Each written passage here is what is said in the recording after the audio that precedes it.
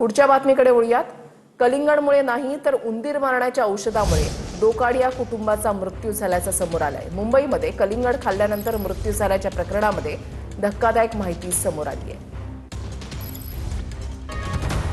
मुंबईच्या पायधुणीत कलिंगड खाल्ल्यानंतर मृत्यू झाल्याच्या प्रकरणात नवी माहिती समोर आली आहे। पायधुणीतल्या डोकाडिया कुटुंबाच्या शरीरात उंदीर मारण्याच्या औषधाचा अंश आढळलाय। कलिंगडातही उंदीर मारण्यासाठी वापरण्यात येणाऱ्या झिंक फॉस्फाईडचा अंश आढळलाय।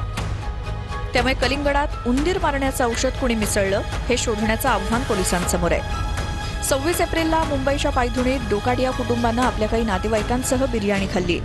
जेवण झाल्यानंतर नातेवाईक आपापल्या घरी गेले। त्यानंतर रात्री 1च्या सुमारास डोकाडिया कुटुंबानं घरातल्या फ्रीजमध्ये ठेवलेलं कलिंगड खाल्लं। पहाटे 5च्या सुमारास कुटुंबाला उलट्या आणि जुलाब सुरू झाले। रुग्णालयात कुटुंबातल्या 4ही जणांचा मृत्यू झाला। अब्दुल्ला डोकाडिया, त्यांची पत्नी नसरीन, मुलगी आयेशा आणि जैनब या चौघांचाही मृत्यू झाला होता।